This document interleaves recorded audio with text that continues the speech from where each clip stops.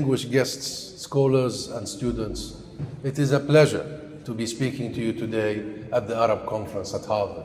Sadly, I am unable to make it in person.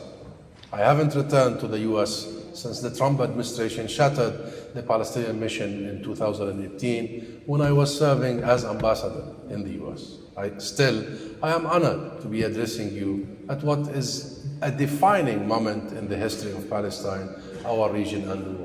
Allow me, please, to thank Jamal Nimr, Hashim Abdu, and their team here at the ACH for preparing and organizing this conference. I spent a couple of years at Harvard as a visiting scholar. I greatly miss Cambridge and Boston and my walks around the Harvard Square and along the Charles River.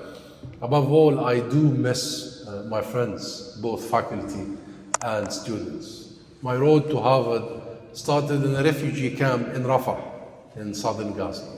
You will be all too familiar with Rafah today, home now to 1.5 million Palestinians forcibly displaced from areas of Gaza, now largely laid to waste by Israel's genocidal aggression. My education started in an UNRWA school, as it does for most Palestinian refugees who are all raised on the mantra of education, education, education. It is this mantra that has ensured that Palestinians enjoy one of the highest literacy rates in the world and one of the highest per capita rates of PhD holders. This is why Israel's aggression has openly targeted Gaza's education sector, the most crucial to any society's development, viability, and prosperity. Scholars are now speaking of an edocide. 94 university professors have been killed so far, among them Professor Rifat El-Arair, a professor of English literature, and a poet whose poem, If I Must Die, foretold his own killing. Every single one of Gaza's 12 universities have been destroyed in whole or in part. More than 75% of Gaza's school buildings have been partially damaged or totally destroyed. 625,000 school children have gone without an education for the past 6 months. At the same time, Israel has been deliberately targeting the Gaza's healthcare sector. Just 10 of Gaza's 36 hospitals remain partially functioning. Israel has killed nearly 500 healthcare professionals over the past 6 months, more than in all other conflicts combined in the period 21-22. Some say it will take 10 to 20 years to recover from this. And any recovery demands massive assistance that can best be facilitated by UNRWA, the biggest provider of education and health services to Palestinian refugees. The same UNRWA that, based merely on unsubstantiated allegations, the US has now stopped funding to appease Israel. We are looking at a lost generation, my friends, for whom a decent education will be a distant dream. This is deliberate. An occupied people is much easier to dominate if it is also uneducated, sick, and unaware of its rights. Israel is engaged in the wholesale erasure of an entire society. So, my friends, despite decades of talk about a two-state solution, one that the US officials still say it is US policy, Israel has in fact been engaged in a slow genocide against the Palestinian people over 76 years of occupation that started with the Nakba in 1948. In Gaza, this constituted squeezing the economic life out of the territory with a 17-year-old land, sea, and air blockade that stopped the free movement of goods and people to and from Gaza. In the West Bank, it has taken the form of never-ending expansionist settlement projects that prevent the emergence of a Palestinian state while squeezing available living space for the Palestinian native population.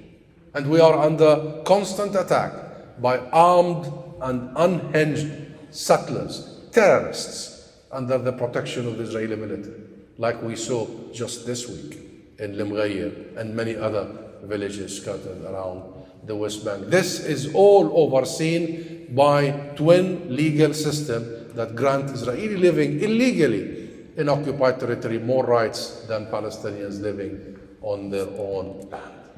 This is what the US government is offering its ironclad support for. Israel's genocide in Gaza has shown that the US is willing to support Israel regardless of its actions, whether it is imposing a famine on 2.3 million people, whether it is killing 14,500 children, or whether it is bombing neighboring countries. International law, international human rights law, and simple standards of common decency no longer apply. But Israel's genocide in Gaza has also shown that the US administration is increasingly isolated. Not just because of the unanimous consensus of the UN, of international human rights groups, of humanitarian agencies, of journalist groups, of medical associations, education unions, etc., over the illegality of Israel's actions. Nor is it the fact that Israel is officially on trial at the International Court of Justice for the crime of genocide. It comes most visibly from the millions of ordinary people who have taken to the streets in protest across the world. It comes from you and in the US itself. We know from polling that even as US officials insist they see no evidence that Israel is breaking international law, let alone committing genocide, the US public disagrees. A majority believe Israel is committing genocide, including a large majority of Democrat voters. Genocide, mind you, not just breaking international law. There is, in other words, widespread American discontent.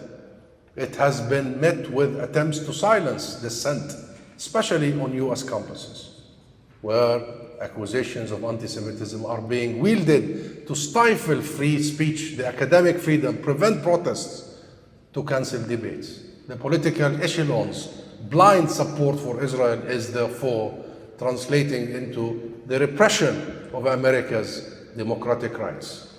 How has it come to this? How is that vested interests have been allowed to subjugate American values? How did even Harvard fall prey to this atmosphere? Israel has traditionally been a bipartisan issue in America and may well be a theological issue to some evangelicals, but it no longer enjoys unchallenged support among the wider public, and for good reason.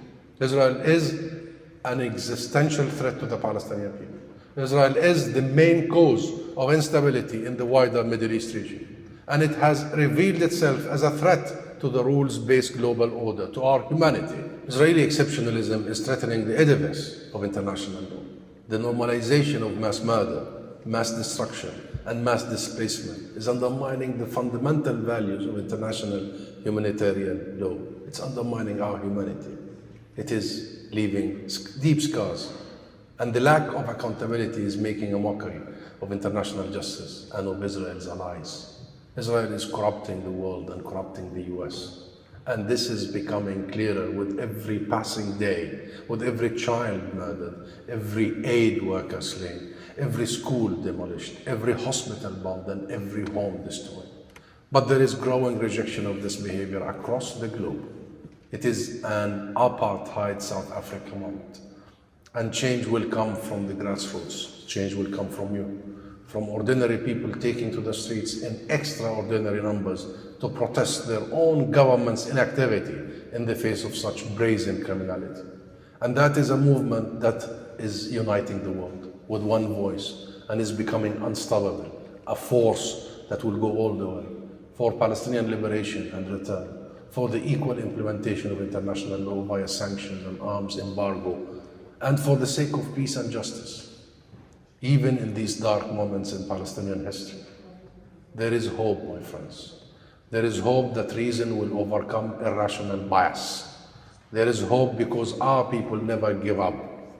There is hope because of the millions of people around the world who stood up against Israel's genocide in Gaza. There is hope that humanity will once again unite to condemn genocide, the vilest of crimes, and vow once again that we will never repeat such horror, and this time mean it for everyone. Thank you.